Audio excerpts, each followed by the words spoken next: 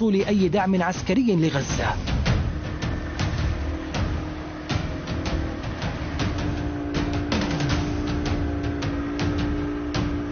كان البحر يخفي في أعماقه ما وصفته المقاومة بالكنز العسكري الثمين.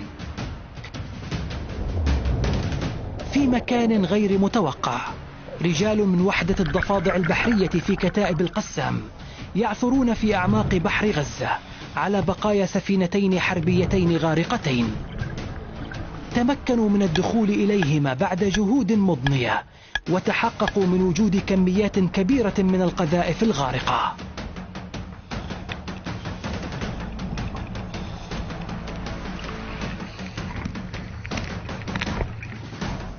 وجدنا جسم معدني كبير مثبت عليه أكثر من نوع من المدافع.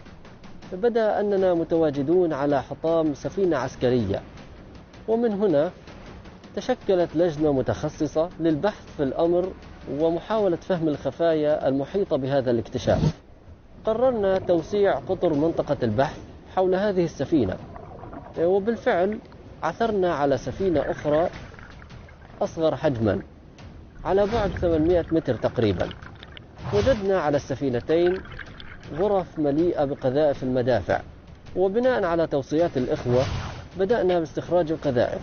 القذائف على متن السفينتين كانت مؤمنة ومنزوعة الصواعق، وهو ما سهل تعاملنا معها وانتزاعها من جسم السفينتين الغارقتين.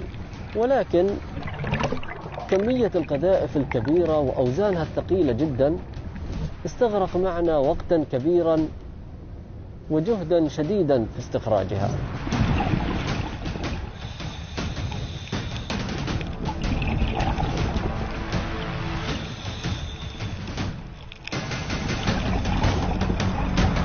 في سبيل معرفة هوية السفينتين الحربيتين ومحتواهما، قابلنا الخبير العسكري في البحرية البريطانية أندرو لامبرت. يكشف لامبرت أن السفينتين تعودان للبحرية البريطانية، وقد غرقتا أمام سواحل غزة خلال الحرب العالمية الأولى قبل 100 عام.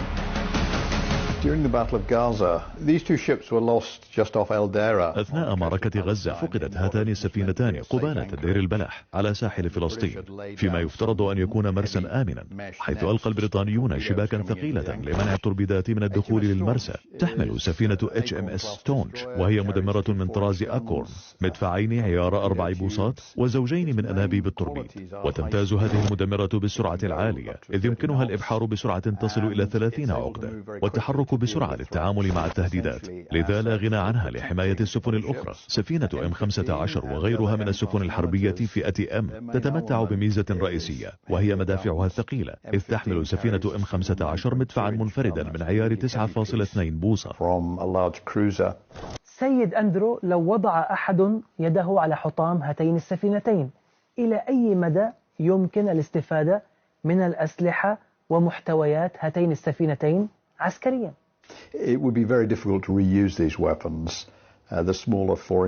سيكون من الصعب للغاية إعادة استخدام هذه الأسلحة. المدافع الأصغر حجما التي يبلغ قطرها 4 بوصات تزن أيضا 7 أو 8 أطنان، إنها ليست سهلة الحمل. كما أن عملية استخراج محتويات السفينتين ستكون مخاطرة ويصعب تنفيذها بسرية، وسيكون من الأسهل شراء أسلحة جديدة.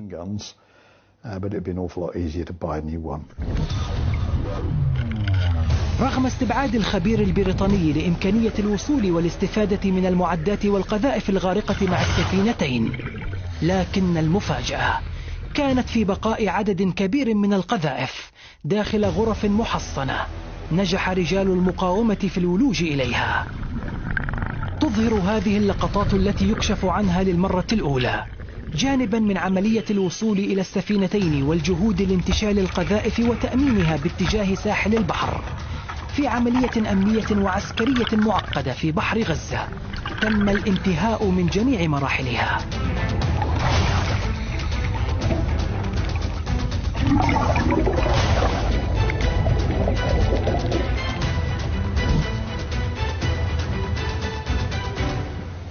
وجدت هذه القذائف بأعداد كبيرة جدا في غرف تخزين الذخيرة في السفن، وجودها في عمق المياه وتراكم الرسوبيات عليها حد من تأثير الصدأ عليها، وهذا ظهر من خلال عمليات إعادة التدوير لها.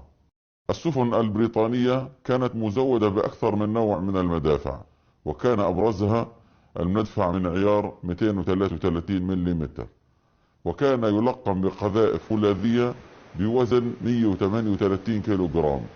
كانت تستخدم هذه المدافع في قصف الأهداف المشرفة على السواحل.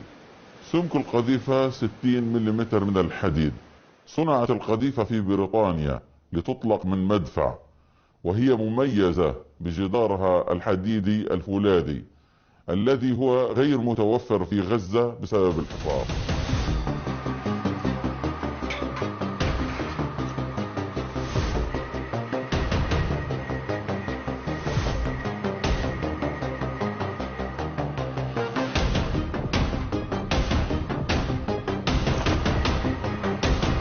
في هذه الورشة انشغل عناصر وحدة الهندسة والتصنيع التابعة لكتائب القسام في تجهيز القذائف البريطانية لإعادة استخدامها عبر صواريخ جديدة وقد قدرت بالمئات.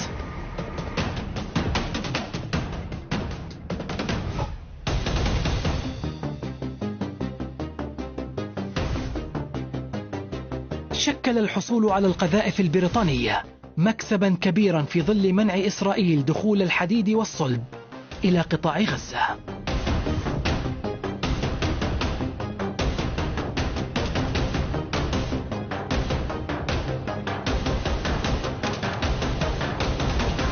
قمنا بعمل فحص لقدرتها التدميرية والاختراقية للتحصينات العدو الإسمنتية المسلحة، وقد أجرينا تجربة على سقف إسمنتي مسلح بسمك 40 سنتي من مخلفات العدو بعد انسحابه من غزة عام 2005، وكانت النتيجة تدمير الهدف بالكامل.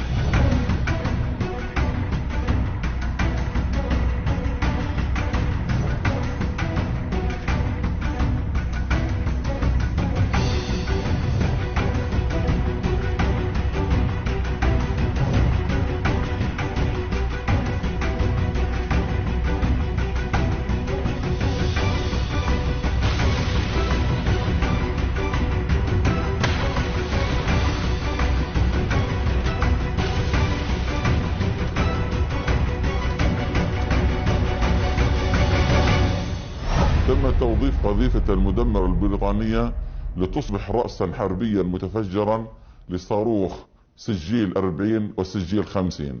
نتيجة للجهد الدؤوب والمتواصل في البحث والجمع برا وبحرا، تراكمت لدينا مئات الذخائر والرؤوس الحربية وعشرات الأطنان من المواد المتفجرة والدافعة، وأنابيب تكفي لإنتاج الآلاف من المحركات للصواريخ.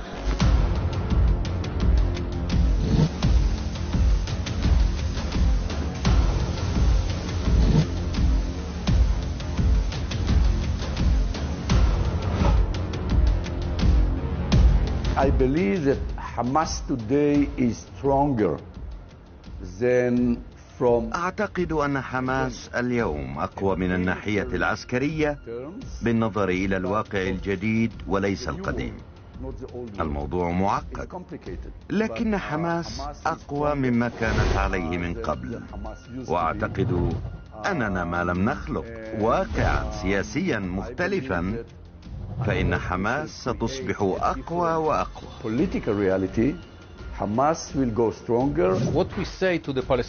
ما نقوله للفلسطينيين في غزة واضح جدا: لا تستخدموا سلاحكم، تخلوا عنه وستفتح الحدود وتحصلون على كل ما تريدون استيراده إلى غزة. كل ما تريدونه بإمكانكم أن تشتروا كل ما تريدونه وأن تبيعوا في كل أرجاء العالم. أعتقد أن أي تغيير في غزة سيتوقف على نزع السلاح. تلك هي العبارة المستخدمة. لن يطرأ أي تحسن مهم على أوضاع الناس في غزة ما لم يحصل نزع سلاح كامل في غزة، وهذا من غير المحتمل أن يحدث إذا أخذنا بالاعتبار الطريقة التي يتعامل بها ترامب متجاهلا المطالب الفلسطينية، سواء من حماس في غزة أو منظمة التحرير في رام الله. in Gaza or the PLO in Ramallah.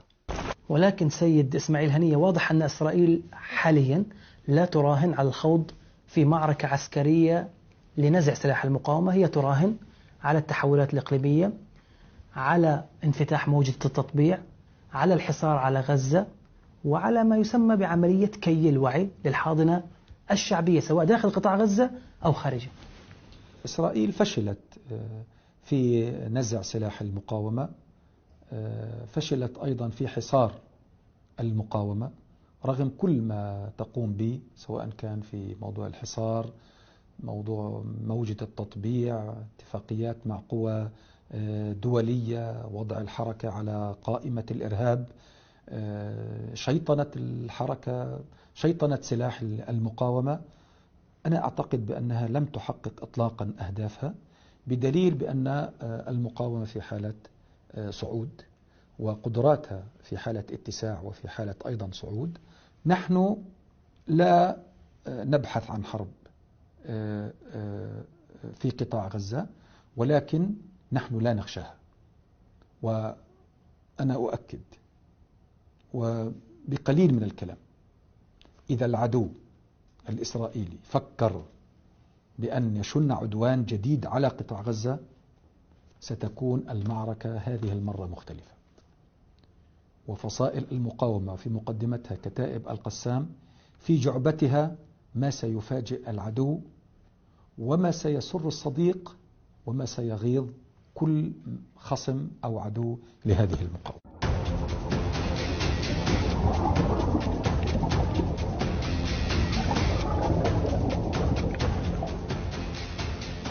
من البحر كما البر حفرت المقاومة الفلسطينية في الصخر وصمدت، صنعت سلاحها وبه تمسكت.